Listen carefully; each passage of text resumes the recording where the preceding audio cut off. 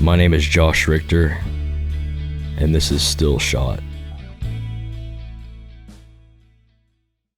He's a like a collector of masks, of horror, music-related, theatrical bands, you know, Guar, Slipknot, all that stuff. And that he's gonna be our first interview. And so we're gonna take off to his place. He recently had just moved into a new spot. He used to be in downtown Chillicothe. Now he lives in a church in Kingston. So Kingston's about 15, 20 minutes outside of Chillicothe, but he fucking lives in a church, and he made it his whole entire exhibit is there. It's basically a museum. Known him for a real long time. Cool dude. We into weird, but I'm into weird too. Love the weird, you know. So we're going to head out that way. At the end of the interview, we're going to take some portraits of them, and then I'll show you how they come out after that. So that's the plan. So hope you guys dig it.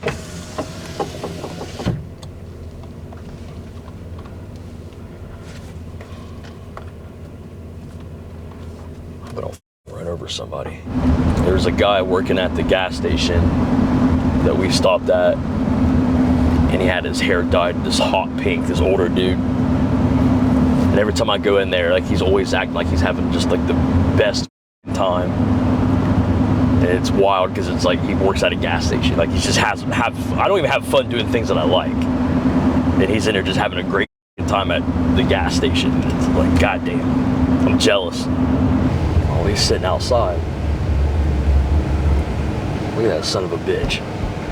What's he doing?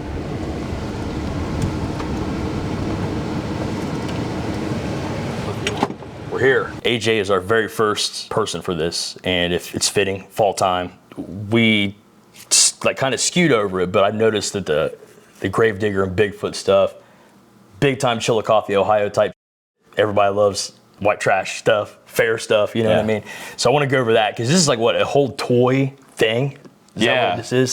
So at the old spot, I just kind of had like all my little toy collections in the studio. It's like that little back area, right? Yeah. I couldn't really properly display them, and they were kind of only I didn't know you had that much.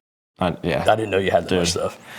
So with this side being like the giant open kind of house type thing, I was honestly really inspired by Sid's studio, because the thing is like a house on its own, but he's got all of his cool stuff. And I was like, well, that's what I'm gonna do. Like, I'll have my editing bay, but I also have a kitchen and a living room and a whatever. And I was like, I'm just gonna make it my own 90s nostalgia toy store. Because you live here. Yeah. You literally live here. So yeah, so everything that isn't like mask and band related is on these shelves.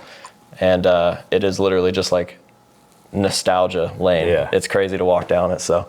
Yeah, I'll show you the Gravedigger stuff first. I want to see this. It's really all random. Like, a lot of people just send me this stuff because they know that I'm into it. Now, do you know if these are like dated? Are these from the 90s or? Some of them are vintage toys for sure. Yeah, I just got this over the weekend.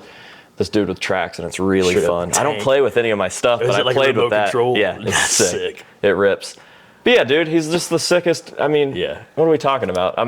I love that, like, whatever I do and whatever I collect, I'm able to kind of bring into the business side. So the first Palefest shirts we ever did, that's sick, were based on this, and it was like all the vendors were on the tombstones, and that was my face, and that was like a silhouette of I never noticed that. Yeah, that was the very, very first one, right? The one that was in the parking lot between. Yeah, that's cool, dude. Yeah, and then like there's even more crossover, because Gravedigger has like official masks and whatever, and fits the whole thing. Yeah, I have a real piece of Gravedigger over here. That's sick. Pretty cool. Is it signed by someone in particular? Is that like the guy Dennis that was driving? Anderson, Is he the guy that was driving at the time? He's the guy. He is the only one that's been... Yeah, Dave Grigger. No, there's other people on the team now, because he's old, but he was the OG. Like, that was his truck. And do you know when that even started? Because it was like 80s, wasn't it? Or was it his would have had to have been in the 80s, because 79 was when Bigfoot started crushing stuff. So. And it's such a 79 look. You know, that's like a very 70s looking truck. Yeah. So OG Gravedigger looked like this. It was red? It was a mud truck. What the? Yeah. No, I didn't know that. And then it was a panel truck that was kind of silver and blue. That guy. Oh, okay. And then he eventually adapted like the whole persona.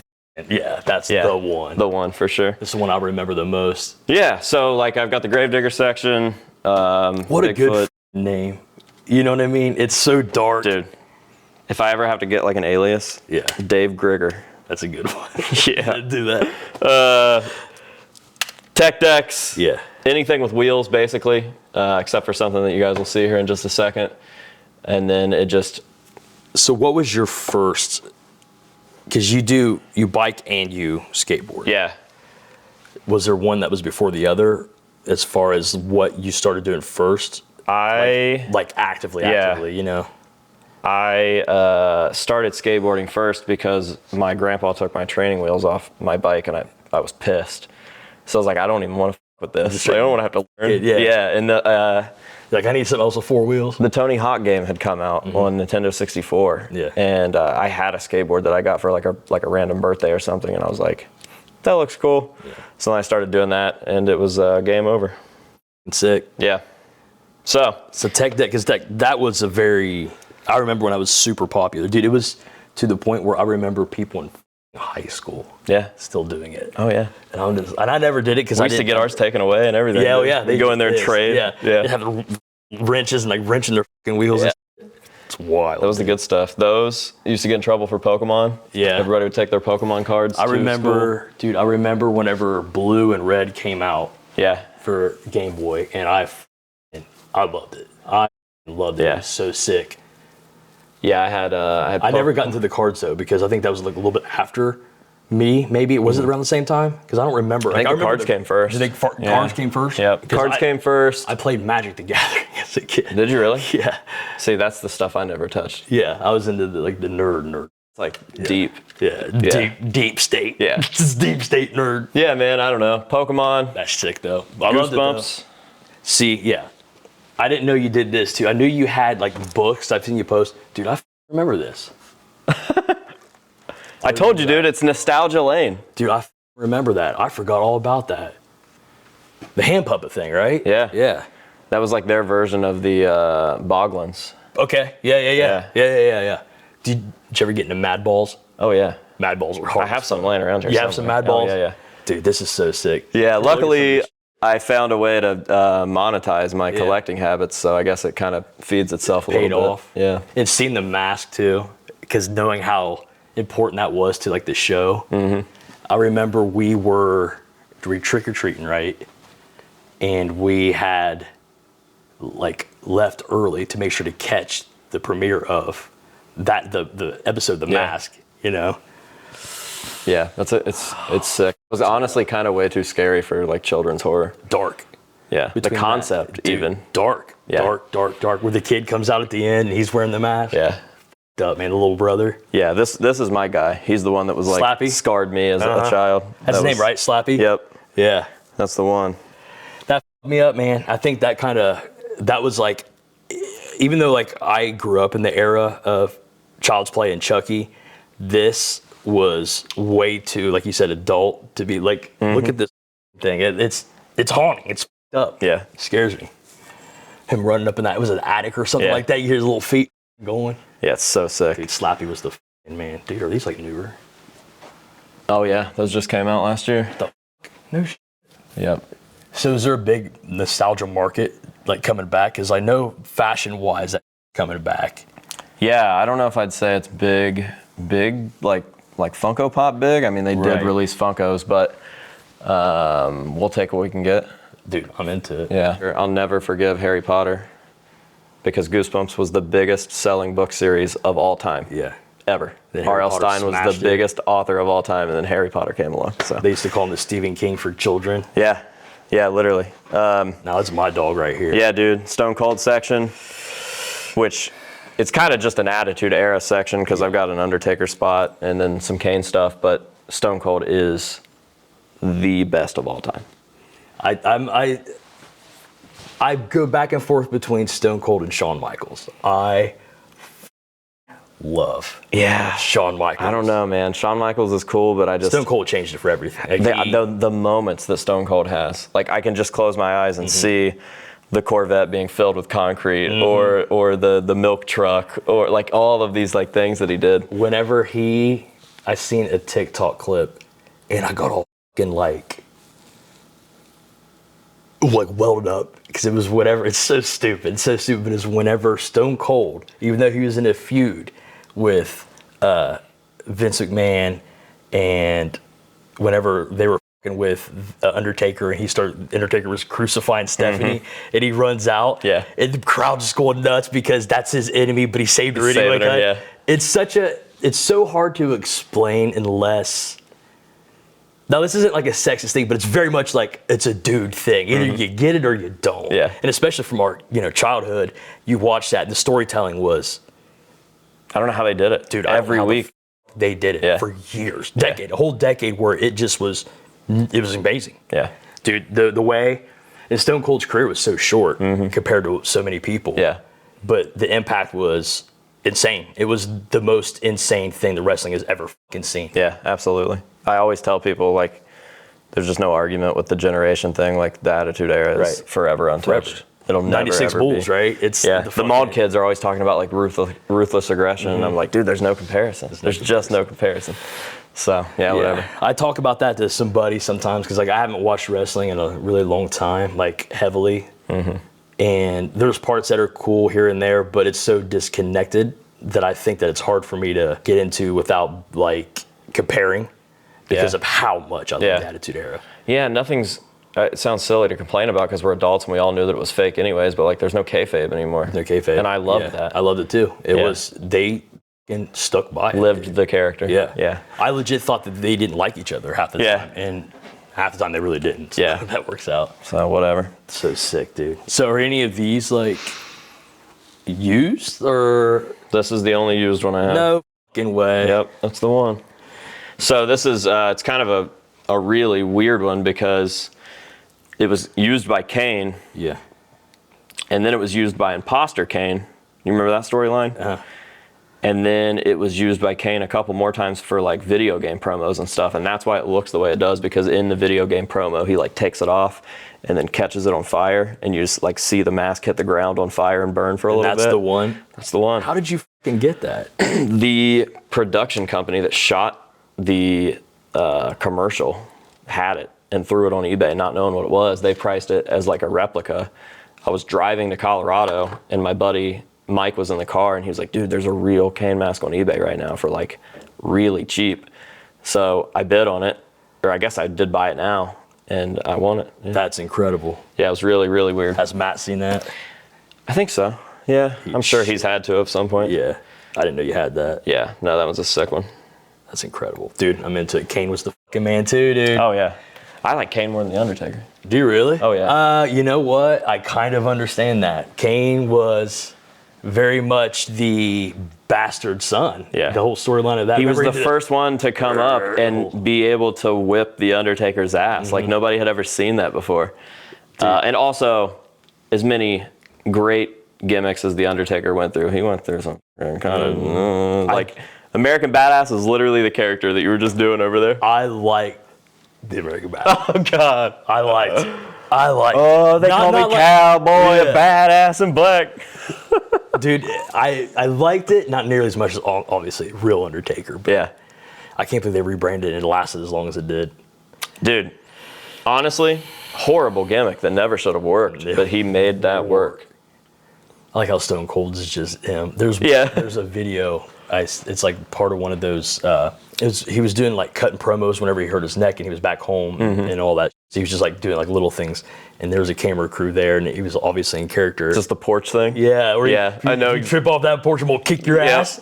Dude, the last steps and do's. If you fall, and we'll whip your ass. Yeah, dude, that shit is so good. Because you know that was quote that all the time, and no one ever gets the quote. Dude, you know that was just off the rip. Oh yeah. Like there was no. I guess they just let him just do his thing. Why not? He was carrying the company. I love this. I watched this. Yeah. Me up whenever The Rock starts crying, talking about whenever Stone Cold was just like, whatever he said, like, or whatever The Rock said, thank you for everything, or whatever like that to Stone Cold, because, dude, that was a huge deal. The Stone Cold, The Rock situation there. I don't think any of those guys would have existed the way that they did without Stone Cold. Nope. And to think that he was fired from like WCW because they didn't think he was going to be a mouth. Yeah. And he completely changed. WCW, all those guys are just like, God. Yeah. Damn it, man. Yeah, like, there will never be another Stone Stone Cold. That's what half of my thoughts are with this. Is like there will never be another whatever that is. They can't do these guys anymore. And it's not because like they can't as in the sense of like they don't have the guts to do it, they just can't because they were so important. Yeah. You can't just replicate it and try to be like, there's like a saying, I can't remember what it was. I don't remember who said it. It was some either musician or something, but he was talking about, I think Nick knows this quote too, where he's like, you can't be serving people Coca-Cola for 30 years and then start selling them Diet Right and just decide that that's the same thing, you know, that kind of thing. It's like, that's not how it works. 100%. Which is good. I'm glad they did their own eras. That way the kids that were that age, you know, the kids be like, oh, it is still a dynasty. It is, man. The Mauled kids swear by John Cena, and I don't get it. Never have. I didn't get it until I started watching his dwindling down, like the videos of him like starting to retire, and then I started to realize, oh, he was actually really, really important. Yeah. Like he was important. Not important, but he was important. Yeah. Crazy. You want to go to the big room? Let's go. Big dog time. So I am first and foremost a mask collector. I collect all things mask, whether it's old slasher flick replicas, your Michael Myers, Leatherface, stuff like that. Big thing is theatrical music, specifically Slipknot. I also love Gwar.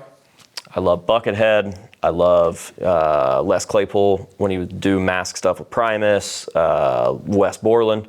So pretty much anything that doesn't suck. No Hollywood Undead, not a lot of Mushroom Head, Lordy, don't like those guys. So the Sanctuary was originally going to be my whole mask collection. I was going to use the room behind you for an office, and I realized that my theatrical music had kind of grown to a level that the Sanctuary was just going to be for theatrical music. So, this is it, dude. Yeah, it's insane. I mean, like, I have so much that I can't keep up with the amount of money that I'm having to spend on lumber to get shelves up, to get the boxes emptied, to get the collection out.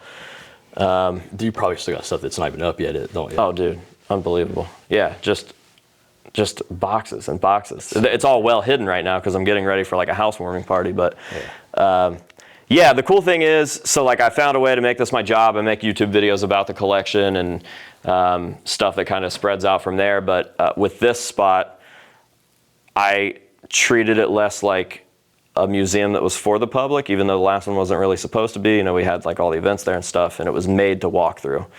This one, I was like, as cringy as it sounds, I was like, I want a man cave, like a place that I'm just going to be hanging out all the time for myself. So that's why there's a mini, and that's why there's a couch, and that's why there's a stupid palm tree, and like, whatever. So, it might be a little like mismatched or whatever, but I love it. I get to walk in here every day and see a mini ramp in my Sanctuary in front of my stained glass window. Yeah, it's insane. Yeah, it is. And like 2 weeks from now, you guys are going to be playing on a fucking mini in a 200-year-old church in front of a stained glass window. Like, it's that old. Yeah, 1880s. I know that. It's crazy. Fucked up. That's scary. That's why I was like worried about the power. Is there weird that's like? I haven't experienced anything, dude. Really? Not at all. Do you believe in that stuff? I don't know. I'd like to. I do. One way or another, I'd like to like find something out, you know? There's some creepy dealt with, yeah. But I bet there's been a lot of bodies where mine is. Yeah. This is a bust series. I built all these busts based on my favorite like time period of Slipknot. What record did he use this? Great Chapter. Really? 2014. That's a sick guitar. I like the record too, so it actually. Is it good? I like the record. Is it good? Yeah. It was Jay's first record with them. That's sick. And I think he proved himself with that one. So yeah. Stage used clown masks, stage used clown dolls, stage used Jay. That was a project that we did with my favorite tattooer, Paul Booth.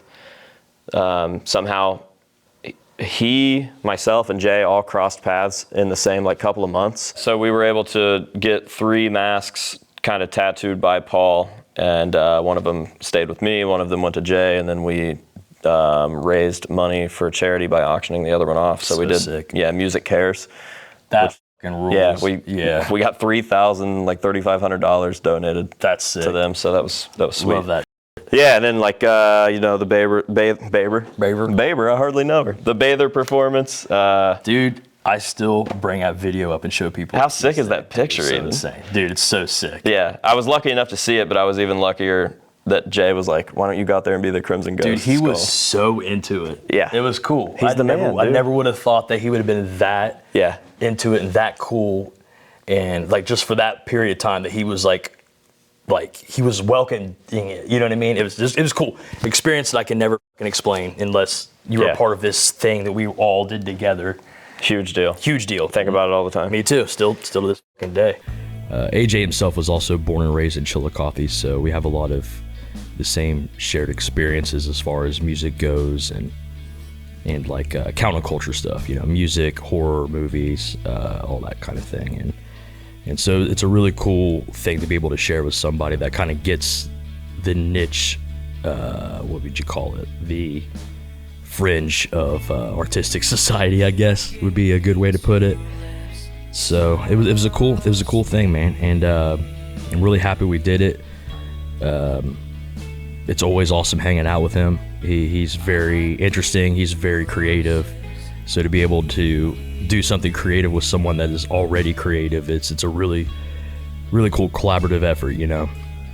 I'm grateful for the experience. It was awesome. I highly suggest everyone check out his YouTube channel. Check out all the stuff he does. He does unboxing videos where people will send him just wild stuff. Like, I mean, you've seen it, the waffles, the waffle boxes with Jeff Gordon and shit like that. You know what I mean? So, yeah, it was great. It was awesome.